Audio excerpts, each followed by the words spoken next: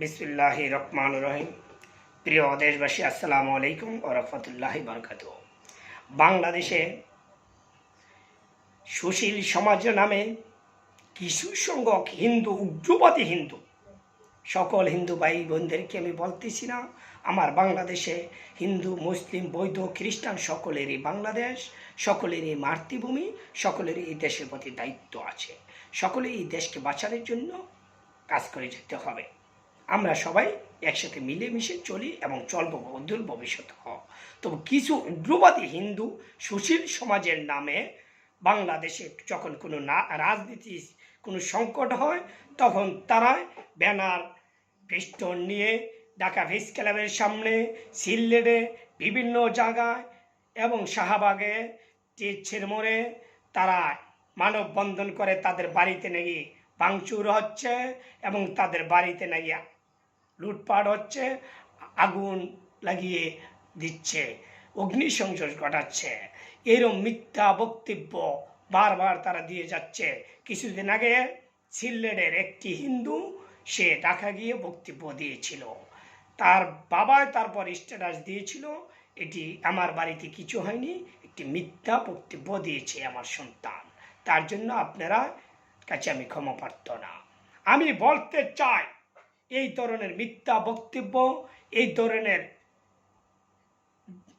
মানুষকে বিভ্রান্ত করার বক্তব্য যারা আপনারা সুশীল সমাজের নামে দিয়েছেন, আপনারা আগামী দিনে আপনারা সাবধান হয়ে যান, না হলে আপনাদেরকে আইনের আওতায় এনে বিচার করা হবে।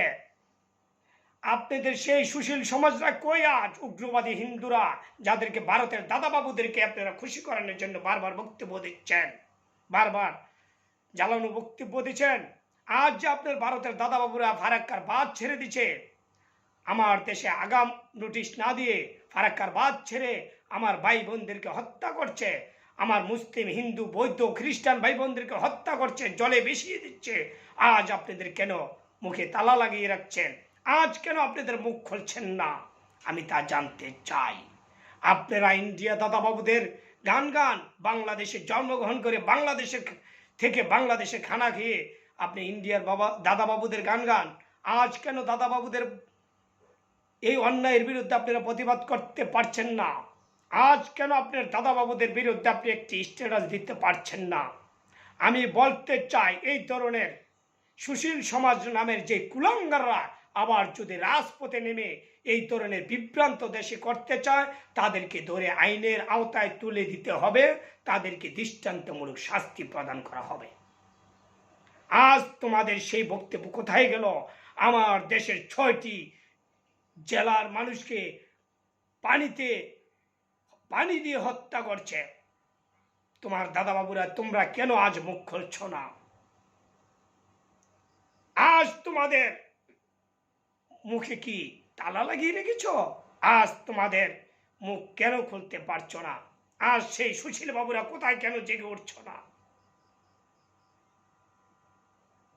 বাংলাদেশে কেমনে অনৈরাজ্য তৈরি করবা, নৈরাজ্য সৃষ্টি করবা, সেইটা তোমাদের চিন্তা ভাবনা তোমার দাদাবাবুদেরকে দেখাইবা। সেই নৈরাজ্য তৈরি থেকে সামনে বিরত থাকুন। যদি বিরত না থাকুন, তাহলে যদি এরকম বিভ্রান্ত বক্তব্য দেওয়া হয়, তোমাদেরকে কঠিন সামনে সেই কঠিন দিন তোমাদের জন্য আসতেছে। যদি আবার এরকম কোনো বিভ্রান্তমূলক বক্তব্য তোমরা দাও, তোমাদেরকে ধরে আইনের আওতায় তুলে দেওয়া হবে। আর যদি পারো সঠিকটা তুলে ধরো।